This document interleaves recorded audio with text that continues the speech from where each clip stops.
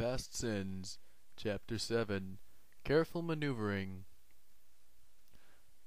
Dear revered Brother Nexus, High Prophet of the True Queen, I write in regards to the assignment you gave me several weeks past. As chosen prophet of Ponyville, I received your orders that we were to search the Everfree Forest for our queen, that she may have survived the Sun Tyrant's interference in our resurrection spell. And, as I reported to you just last week, our searches of the forest have proved fruitless. Those amongst us that are unicorns have not been able to find traces of our queen's magic anywhere in the forest. Even the traces that once remained at the ancient castle have now dissipated. Yet, this past evening, I believe I have spotted our queen, or at least one who bears a striking resemblance to her, a filly who is currently in the care of Twilight Sparkle, yes, the same Twilight Sparkle we are all so familiar with. I saw her at an elementary school play, and then once again later in the evening when she shared a meal with Twilight Sparkle, the Tyrants, and a number of other local mares and fillies. Upon speaking with my own daughter, who shared a class with the filly for a number of weeks, I have come to discover that the filly was admitted as a new student to Ponyville Elementary around the same time our spell was cast, near the beginning of spring. I have been unable to ascertain any further information due to an altercation I had with Twilight Sparkle, which has put us at odds. My daughter, who might have proved useful in this manner, has also made herself just as unwelcome around the Ponyville Library. I request your guidance in this matter, in how you wish for me to proceed, and patiently wait your reply. For the Night Eternal, for Equestria's True Queen, Honored Brother Regal Cut, Prophet of Ponyville. The scroll, which had been delivered to the manor, lay across the desk in Spell Nexus's study. The dark blue unicorn was standing near one of his windows, horn glowing as he held a glass of fine orange juice. He gently swished the glass, and its contents danced under the gentle motions. His turquoise eyes focused on the moon, which was a beautiful crescent shape in the sky. "A filly," Nexus whispered to himself before sipping from the glass.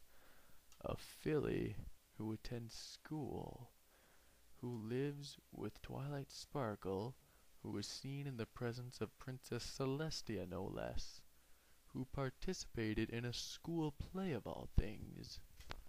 A filly. It is not what I would have expected. What are your plans? What are your schemes?" Nexus asked, as if posing his questions to the moon itself. "Do you act to keep your enemies close? Do you seek to find a weakness to exploit? Do you bide your time until you can overcome the elements of harmony and the ponies who wield them?" Nexus drank from the glass again, draining every drop. The glow about his horn grew just a bit brighter as he took a hold of a large, elegant pitcher on the nearby table. From the pitcher, he refilled his cup with more fruit juice, giving it a gentle swirl before setting the pitcher back down and turning from the window. "Perhaps you are merely waiting for us, your children, to discover you, to prove ourselves capable and deserving of your grace?" Nexus mused, crossing the room, "though I assume much, taking Regal Cut at his word. This filly may resemble Nightmare Moon, but a resemblance is not enough. No doppelganger will do. In any case, this warrants further investigation," Nexus surmised. As he neared his reading table, a book floated out from the shelves, gripped by Nexus's levitation magic. Yet the book the unicorn sought was tucked behind the other. A small black book floated into view, crossing the room and setting itself down on the writing desk while the other book was slipped back onto the shelf. Nexus turned to open the book, seeing in it names etched out in his own hoof writing. The only true record of the children of Nightmare. The only record of all the ponies who had sworn strength, magic, and life to the return of Equestria's True Queen. It was his duty alone to guard such precious information, for if it were found by Princess Celestia, all their hopes would be lost. The unicorn's turquoise eyes read across the names and the notes accompanying them. He would need agents, ponies that could travel to the small town of Ponyville and verify Regal Cut's reports. Ones he trusted, ones like Grey Gale, Nightwind, and Stonewall, who had proven their loyalty to Nightmare Moon. Ponies who were not just honored brothers and sisters, but ponies among the exalted. Those who were just below him in the order. Him, the one and only, revered brother of the children of Nightmare. Other books began to make their way off the shelves, cradled by levitation magic as Nexus began checking information. Every move made by the children of Nightmare had to be planned with such care, for his opponent in this high-stakes game of chess was none other than Celestia herself, a mare with 1,000 years of rule and wisdom behind her, who had unearthed less thoroughly thought-out plans during the cult's infancy. He'd have to spread his agents like a fine powder, sprinkle them amongst ponies that the filly would be brought into contact with, ones to simply watch her, others to try to examine her more closely, and others still to simply ensure that all went smoothly. "Sir?" Nexus looked up from his work and saw proper etiquette poked his nose into the study doorway. "Yes?" "There is another letter for you, sir," Etiquette replied, holding up said scroll with his magic.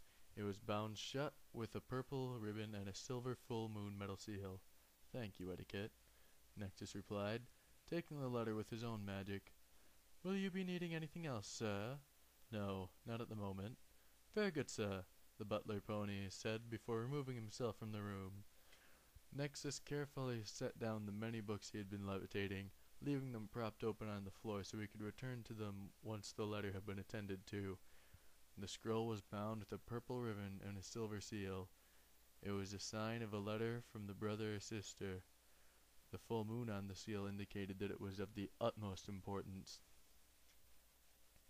"Dear revered brother Nexus, High Prophet of the True Queen, this is a written report on the comings and goings of the unicorns assigned by Celestia to study and understand the nature of the resurrection spell we attempted to cast in the forest. I realize this report comes fairly soon after my last, and that you did not expect another from me for the next several days. There have been, however, a few developments I believe you would want to know about without delay. First, with the research team moved to the Royal Archives, the endeavors in understanding our spell are starting to make steady headway. They are beginning to decipher the arcane lines we use to augment and focus the magic in the Everfree Forest clearing. While I will act as I have to try and stall their efforts, I can, at this point, only slow their progress. They will, in time, decipher the spell. Second, Celestia came to the research team this morning to check on the progress. They reported to her exactly as I reported to you, that their progress has become steady and dependable. Bastion Yorsets and Celestia then began to chat casually. The princess talked about the spring festival she attended yesterday in the evening with her sister in Ponyville. She spoke highly of many of the performances, offering particular praise for a play put on by the town's elementary school. She at this point divulged to Bastion Yorsets that her student, Twilight Sparkle, was now taking care of a young filly by the name of Nyx. The only description she offered was that the filly was a black-coated unicorn, and that the filly was a half-cousin. I would have dismissed this as idle chatter if Bastion Yorsets hadn't made a very interesting comment. He divulged that he had grown up knowing Twilight's father, and that he had been the one to invite Twilight to take the entrance exam to Celestia's School for Gifted Unicorns. In his comments, Bastion admitted that it was strange that Twilight had called Nyx a half-cousin. He revealed that, while Twilight's father has siblings, her mother is an only child. He further pointed out that Twilight's father and his siblings all share the same two parents, making it impossible for the unicorn to have any half-cousins. Celestia simply offered that Twilight must have misspoken when introducing Nyx, or that she had a misunderstanding of what a half-cousin was. Bastion accepted this answer, and soon their meeting was over. Again, I would have believed this was nothing but idle chatter, yet later that day in the barracks, I overheard Celestia's private guards talking. The two Pegasi were discussing the princess's day, and after eavesdropping for a time, I discovered that the princess and made an unscheduled stop on her daily routine. She went to the Equestria Central Records office during what was supposed to be her lunch hour. From the ponies there, she requested that family records pertaining to Twilight Sparkle and her parents be delivered to her royal chambers this evening. I was unable to discover more since my shift had ended, and I dare not risk lingering around the castle after work. That is all I have to report at this time. I will continue my observation of the research team, and will alert you if I discover anything pressing. I will submit my next regular report at the scheduled time. For the Night Eternal, for Equestria's true queen, exalted sister Night Wind. Nexus licked his lips, his mouth having gone dry. The situation has become much more perilous.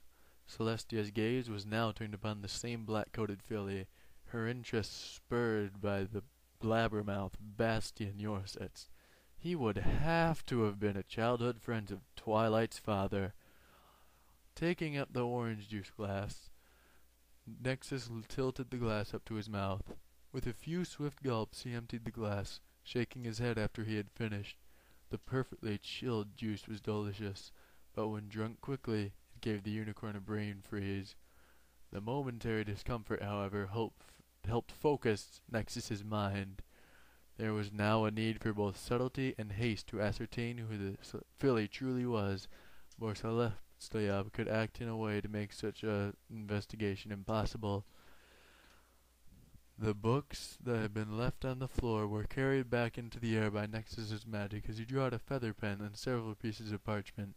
Feverishly he began to work, his eyes moving between the little black record book of the Children of Nightmare and many other tomes that now encircled the unicorn. Nexus would get no sleep that night. Twilight yawned, making no effort to control or stifle it as she walked down the path to Ponyville Elementary.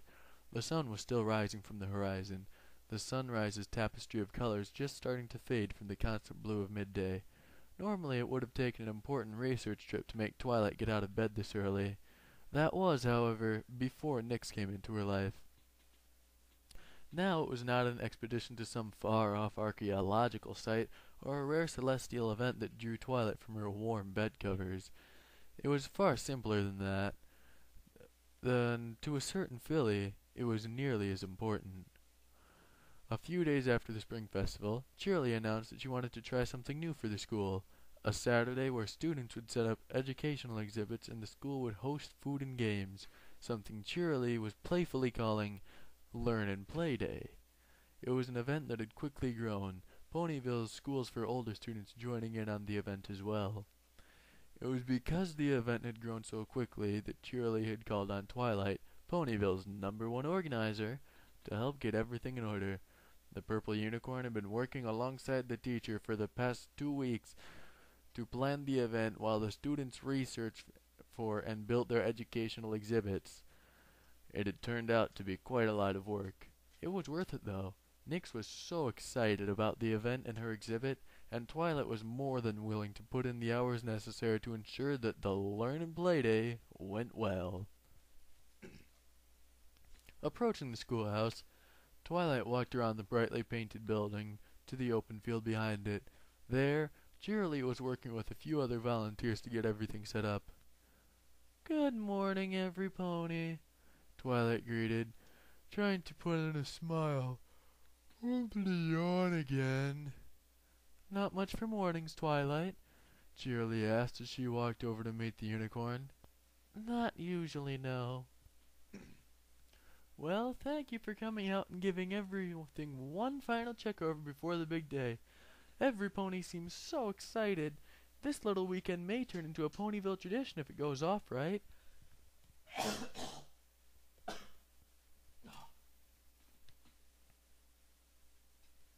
"Well, let's get through today first before we start planning for next year," Twilight said, opening her saddlebags and floating a checklist and pencil into the air. "Now, let's see. Are the exhibit tables set up?"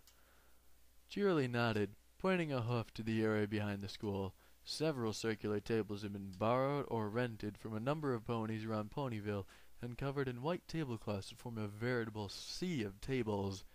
Each table had 2 little signs on it with numbers. 30 round tables with tablecloths and 60 numbered exhibit signs on yellow paper. Perfect, Twilight replied, making a check on her list and starting to look around the area the pair was standing in. What about food? We're just about to finish setting up the tables for our little food court. Big Macintosh has brought in a food cart from Sweet Apple Acres. That just leaves Danver and the Cakes, who need to arrive to set up their food stalls. Danver? His family owns and runs the carrot farm next to Sweet Apple Acres. Oh, Twilight said, lifting a hoof to mask a giggle. Let me guess. Danver is a type of carrot. You'd be guessing right, Cheerilee replied with a chuckle of her own.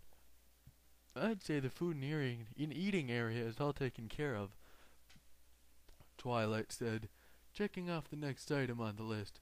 That just leaves the afternoon activities. Still, I doubt we'll be able to check that one off just yet. Why do you say that? Well, we put Rainbow Dash in charge of that. She's reliable, but she likes to procrastinate a little. I wouldn't be surprised if she was still back at home, snoozing away the morning. Boo! Twilight quickly turned her head to the side, a little startled by the sudden addition of a third voice to the conversation. It was only then that she noticed the sky-blue Pegasus hovering in the air near her head. Cheerilee had to cover her mouth to keep herself from laughing as Rainbow Dash looked at Twilight with a smug grin. Back at home snoozing, huh? Twilight laughed nervously, forcing a smile. Rainbow Dash, I didn't expect you to be here this early. The Pegasus juggled, landing next to Twilight and folding her wings. Relax, Twilight. On any normal day, I would still be asleep, but this is just gonna be too awesome. I just had to get up early, not only to clear the skies, but to make sure my cool sporting events were ready. What all do you have planned? Cheerilee asked. Oh, tons of stuff. I actually went and checked out a book with a whole bunch of killer ideas. It was one of the few times she came to the library without crashing, Twilight mentioned, though Rainbow Dash ignored her and kept going. We've got something for every pony. Got things for the kids to do, got things to do with the kids with their parents, and got things for the parents to do so the kids can cheer them on. We've got games for Pegasi, Earth Ponies, Unicorns, and games where you get to mix it up. It's just going to be so awesome! Wow, that sounds like a lot, Twilight said, unable to hide how impressed she was. Like a lot of fun, you mean? Rainbow Dash corrected as she lifted a hoof, gently brushing it against her chest. Yeah, I pretty much outdid myself. And since we got so many ponies to volunteer their time and things for free, Cheerilee began as she reached under a nearby table and pulled out a box, I was actually able to spend the last of the budget on some prizes for your events. You got prizes? Oh boy, nothing is better than having prizes! Dash cheered, already digging through the box as she took stock of what Cheerilee had bought. Cool, you got yo-yos in here, Dash eventually said, pulling her head out of the box with one of the said yo-yos. In a flash, the Pegasus had the yo-yo string around her hoof. Giving it a flick, she sent the little plastic disc down and up the string in a smooth motion. Another flick, and the yo-yo was in a simple sleeper trick, where the yo-yo stayed at the bottom of the string, but continued to spin. I used to be pretty good at this, Dash bragged, flicking her hoof to bring the yo-yo out of the sleeper trick. Rainbow Dash gave the yo-yo a few more flicks to build speed, then quickly wrapped some of the string around her hooves, resulting in the yo-yo swinging back and forth inside a triangle of string. This here is called the pendulum. That's great, Rainbow, but, shouldn't you leave the prizes for the ponies who actually win them? Sure. Just one more trick. You heard of Around the World? Well, this is my super double loop around the sun trick. With that, Dash gave the yo-yo a firm flick and jumped into the air as she used her wings to spin herself. Still, a few seconds after starting the trick, Dash flopped to the ground. Cheerilee and Twilight's laughing out loud as Dasher managed to hog-tie her legs and wings with the yo-yo string. Oh wow, Rainbow Dash. That was really something, Twilight deadpanned. Yeah, laugh it up. Now are you gonna stand there giggling or are you gonna lend me a hoof? The Learn and Play Day was in full swing the moment it opened up to the public at 9 o'clock in the morning. The students had already arrived and set up their exhibits, each having done a project on something that interested them. There were exhibits about farming techniques, about history, and about how weather was made, and dozens of other topics where the students tried to show off their work. That was the learn part of the Learn and Play Day.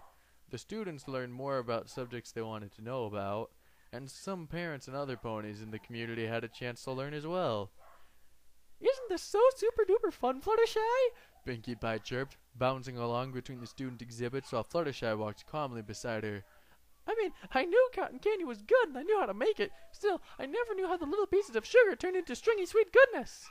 Yes, that was a really interesting display, nodded Fluttershy. Which one's been your favorite so far? The pink mare asked excitedly. Fluttershy shrank slightly before Pinkie's undivided attention. Well, I liked the one about how caterpillars become butterflies. I already knew about that, but the student just did such a wonderful job of explaining it. All the kids did a really good job, Pinkie Pie agreed before her eyes lit up. Oh, I wish I could have done an exhibit. I'd do one about parties. Fluttershy blinked. Parties? Parties aren't as easy as every pony thinks. There are lots of rules I have to follow for my parties. The Pinkie Pie party rules, the pink pony stated matter-of-factly. Really? Fluttershy asked in disbelief. I would never imagine that you actually had rules for your parties. Of course! How do you think they always turn out so good? I have rules that I can never break. As long as any pony else doesn't break them, then the party's a guaranteed success. Like rule number 1, every party must have decorations, or rule number 157. If the ratio of colts and fillies to mares and stallions is at least 2 to 1, there must be a piñata. Fluttershy couldn't help but tilt her head to one side, confusion across her face. Rule number 157? How many rules are there? 376, Pinkie said instantly. Oh my. That's a lot of rules. For a brief moment, Pinkie Pie's usually happy expression turned stone cold. Hey, throwing parties is my special talent, and it is serious business to make them seriously fun. Pinkie Pie's normal, cheerful demeanor returned a moment later, the pink pony's eyes scanning the exhibits. Oh, hey, there's Nix's booth. We should go see what she did. Pinkie Pie bounced ahead, forcing Fluttershy to break into a quick trot just to catch up. A group of stallions and mares was just stepping away from Nix's booth when the pink earth pony and yellow Pegasus came up. Hi, Fluttershy, Nix said with a wide smile, one that withered a little as the filly turned to look at the, at times, overwhelming pink earth pony. Hi, Pinkie Pie. Hey there, Nix, Pinkie Pie chirped. What super cool, amazing thing did you do for your exhibit? Give us the whole rundown. If you don't mind, that is, Fluttershy added, trying to curb Pinkie Pie's enthusiasm. Of course not. It's, Nix stated, before she coughed into her hoof to clear her throat. I chose to make my exhibit about transfiguration magic.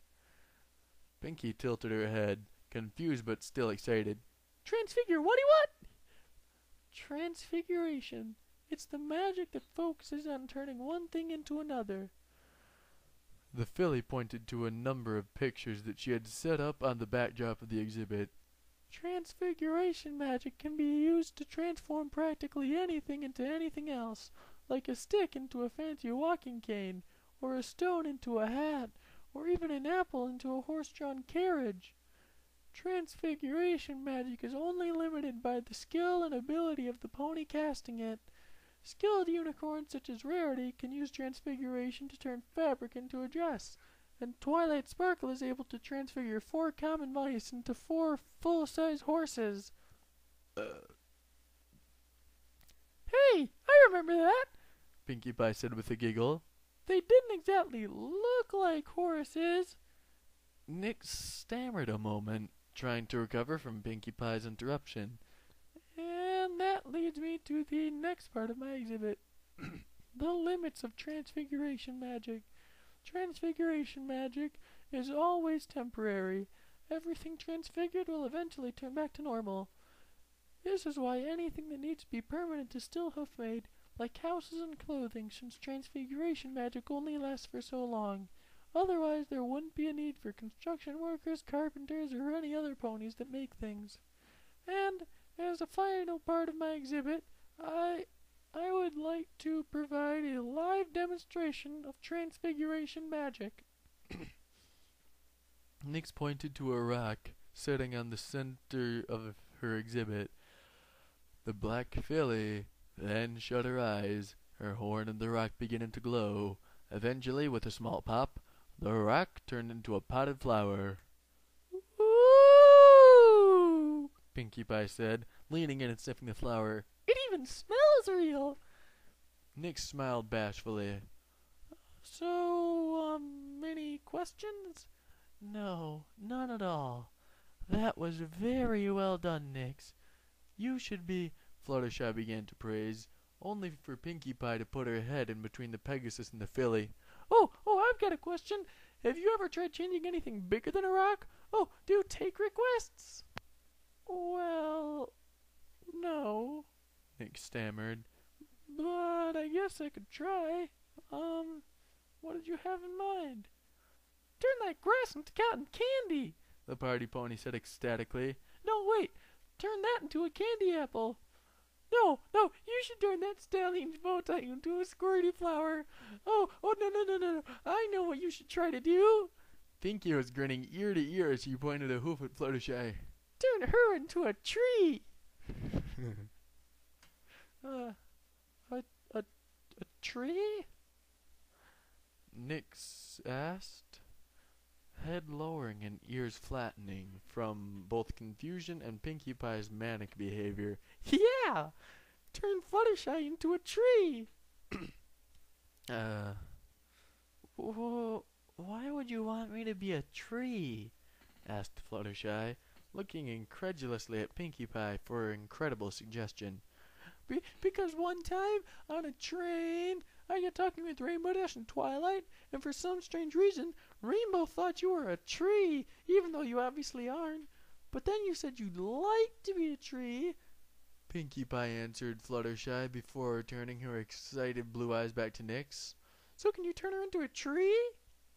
I don't know. Oh, come on, just give it a try. You never know unless you try.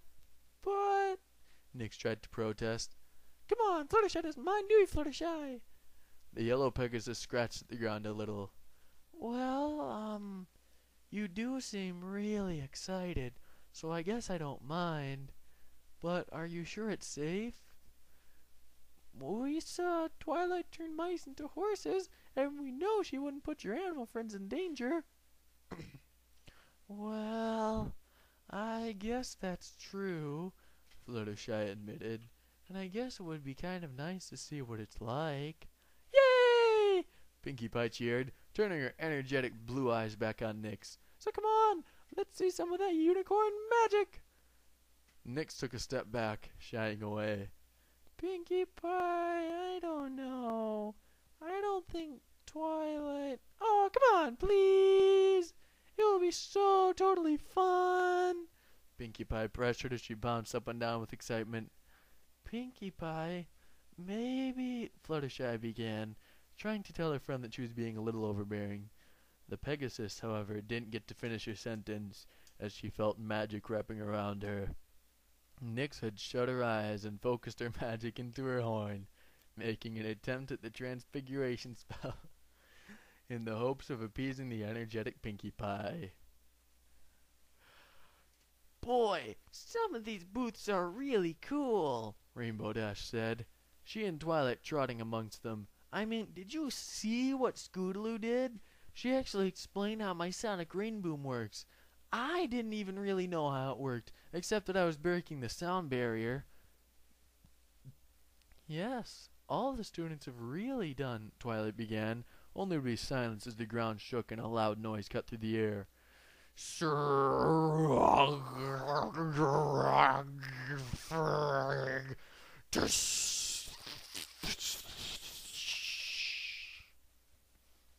What was that?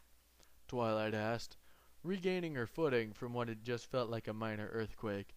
When she got no answer, Twilight turned to look at Rainbow Dash, who was staring narrow-eyed in the opposite direction. Following the Pegasus's gaze, Twilight nearly choked on the air in her own lungs at what she saw. A young tree had appeared in the center of the exhibits. It was barely as tall as the schoolhouse's roof, with a trunk about as wide as a metal bucket. It was a young weeping willow, its long, hanging branches and leaves draping down, hanging just above the ground and falling across some of the nearby exhibits. The tree, however, was very unusual. Its bark was a bright yellow, and all of its leaves were a light, frilly pink. Oh my gosh! You did it! Pinkie Pie's voice burst out above the crowd, drawing Rainbow Dash and Twilight out of their stupor. The two quickly raced through the network of tables and shoved their way through the crowd to reach the tree. Pinkie Pie had climbed up into the branches, hanging off one of the few branches thick enough to support her weight. Pinkie Pie, where in the hay did this tree come from? Rainbow asked, the Pegasus taking flight as she caught up to Pinkie Pie in the tree's crown. It was amazing! Nyx did it with her magic. Nyx did? Twilight asked, the unicorn looking up and down the tree in disbelief before her eyes narrowed. Wait, where is Nyx? Twilight's question was answered with a whimper that emanated from beneath one of the exhibit tables. When Twilight lifted the tablecloth, she found Nyx shaking like a leaf. Her head was in her hooves and a few tears were pulling at her eyes. Nyx, what did you... Twilight began, which only caused Nyx to break down. Twilight, I'm sorry. I didn't want to, but Pinkie Pie kept asking and Fluttershy said it was okay, and I'm sorry. I didn't want to do it. Do what? Twilight asked, still unsure what exactly had happened. She turned Fluttershy into a tree! Pinkie cheered. Wait. Hold on a sec. Dash began, pointing a hoof at the yellow and pink weeping willow. This tree right here, this tree is Fluttershy. Well, duh! Of course it is. Seriously. I just told you that Nyx turned Fluttershy into a tree. Seriously, Rainbow Dash, I'd think you'd be happy. After all, you were the one that thought Fluttershy was a tree when we were on our way to Appaloosa. I did not! I was being sarcastic. Pinkie flopped her head to one side. You were being sarcastic? As Rainbow Dash tried again to explain to Pinkie Pie why she had once called Fluttershy a tree, Twilight began to glance nervously around the steadily growing crowd of ponies. They were all murmuring and whispering about Nyx. Twilight picked up on this, noticing... Nyx picked up on this, noticing the growing concern on Twilight's face and retreating further under the table. I did something bad, didn't I? No, Nyx, it's okay, Twilight whispered, trying to reassure her. Just, give me a moment. At that, Twilight turned to look at the tree, taking in a deep breath to steady herself. After the accident during her entrance exam to Celestia School for Gifted Unicorns, When she had turned her own parents into potted plants, one of the first spells that Twilight had been taught by Princess was the Transfiguration Reversal spell. Yes, Transfiguration would wear off in time, but it was also important to be able to reverse Transfiguration at a moment's notice. Twilight closed her eyes, beginning to focus her horn, and it started to shimmer as she called on her magic. The same glow began to engulf the tree, and Rainbow Dash grabbed Pinkie Pie out of the tree's crown before Twilight completed a reversal spell. The crowd watched in awe, the display even drawing Nyx out from beneath the exhibit table. Then, after a few moments, the tree imploded on itself, compressing down into a single point. With a magical pop, Fluttershy reappeared and dropped to the ground with a small thud. "Fluttershy, are you okay?" Twilight asked, quickly rushing up to help her friend back to her hooves. The yellow Pegasus was shaky, but she gave a nod. "Yes, I'm fine." Twilight breathed a sigh of relief. "Good. You were never in any real danger. Transfiguration magic is inherently temporary. Still, from what my parents told me, being turned into a plant can be a bit disorientating." Oh, what was it like? What was it like? Pinkie Pie asked, bouncing in excitement. "It was," Fluttershy began, pausing a moment to collect her thoughts. Not only did Pinkie Pie, Twilight, and Rainbow Dash lean in to hear the answer, but any ponies nearby who had witnessed the feat of magic leaned in as well, eager to hear the first hoof account of what it was like to be a tree. "Nice," Fluttershy finally concluded. A groan of disappointment echoed through the crowd, many ponies turning to leave now that the spectacle had ended. Hearing that being turned into a tree was nice wasn't exactly the kind of answer they'd been hoping for. Pinkie Pie was, as usual, unfazed. Ooh, no, I want to be turned into something. A rose bush. No, a balloon. No, turn me into a cake. Turn me into a... Wow, would you look at that? It's almost lunchtime, Twilight interrupted, putting a hoof against Pinkie's mouth, while she forced a smile. "Personally, I'm starved. Aren't you starved, Nyx? Of course you are. You just turned a pony into a tree. That kind of thing must really work up an appetite. Now why don't we go and get something to eat?" Not even waiting for an answer from the black filly, Twilight grabbed Nyx with a levitation spell and galloped out of the crowd of ponies. "Oh, I want to be a cake," Pinkie Pie complained, her voice ringing with a twinge of disappointment. The pink pony then quickly perked up, eyes darting around as she scratched at her neck. Dash took notice of her pink friend's sudden shift in mood. "What's wrong, Pinkie Pie?" "Itchy neck, itchy neck." "Itchy neck? Wait, like twitchy tail?" "No, silly. Twitchy tail is when something is about to fall." "Then what does itchy neck mean?" asked Fluttershy. "Some pony is watching us," Pinkie Pie answered, her eyes moving around the now dispersing crowd of ponies. "Pinkie Pie, Fluttershy just got turned into a tree," Dash pointed out before waving her hooves at the crowd. "Every pony was watching us." The pink earth pony shook her head violently from side to side. No. That was an innocent, wow, that's a really cool thing that happened watching. No, itchy neck is a bad kind of watching." "What the hey is bad watching?" Rainbow Dash questioned. "Spying,"